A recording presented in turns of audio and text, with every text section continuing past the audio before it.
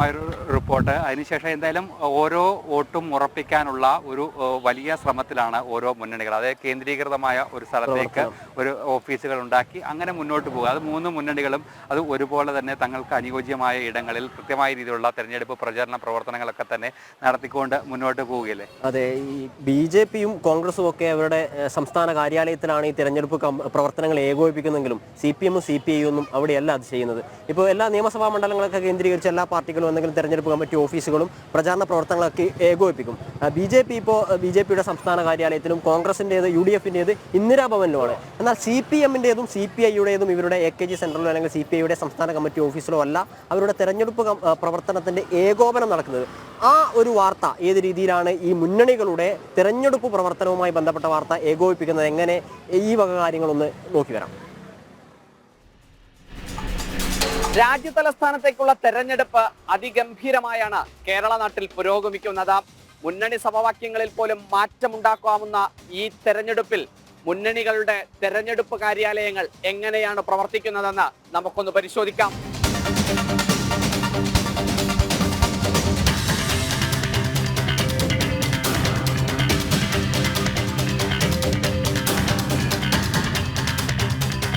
ലോക്സഭാ തെരഞ്ഞെടുപ്പിൽ കേരളത്തിൽ മത്സരിക്കുന്ന പ്രധാനപ്പെട്ട മുന്നണികളുടെ തെരഞ്ഞെടുപ്പ് കാര്യാലയങ്ങളുടെ ദൃശ്യമാണ് കണ്ടത്. BJP നേതൃത്വം നൽകുന്ന NDA മുന്നണിയുടെ ഓഫീസ് BJP സംസ്ഥാന കാര്യാലയമായ മാരാർജി ഭവനിലും കോൺഗ്രസ് നേതൃത്വം നൽകുന്ന UDFിൻ്റേത് ഇന്ദിരാഭവനിലുമാണ് പ്രവർത്തിക്കുന്നത്. എന്നാൽ സംസ്ഥാനത്ത് ഭരണത്തിലുള്ള LDF മുന്നണിയുടെ പ്രവർത്തനങ്ങൾക്കായി AKS സെന്ററിലോ CPIയുടെ സംസ്ഥാന ഓഫീസായ PS സ്മാരകത്തിലോ മുന്നണി ഓഫീസുകളുടെ പ്രവർത്തനമില്ല. മുന്നണി സമവാക്യങ്ങളെപ്പോലും മാറ്റിമറിക്കുന്നതാണ് ഓരോ തെരഞ്ഞെടുപ്പുകളിലും നാം കണ്ടിട്ടുള്ളത്. കേരളത്തിലെ മുന്നണി രാഷ്ട്രീയത്തിന് പ്രവർത്തനങ്ങൾ ചർച്ചയാകുന്നതും തെരഞ്ഞെടുപ്പ് കാലങ്ങളിൽ മാത്രമാണ്.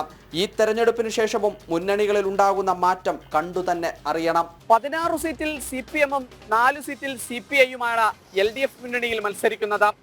16 സീറ്റിൽ കോൺഗ്രസും 2 സീറ്റിൽ മുസ്ലിം ലീഗും, ഓരോ സീറ്റ് വീതിൽ RSPയും കേരള കോൺഗ്രസ് ജോസഫ് വിഭാഗവുമായി UDFും, 16 സീറ്റിൽ BJPയും 4 സീറ്റിൽ BDJSുമായിട്ടാണ് NDA മുന്നണിയും മത്സരിക്കുന്നത്.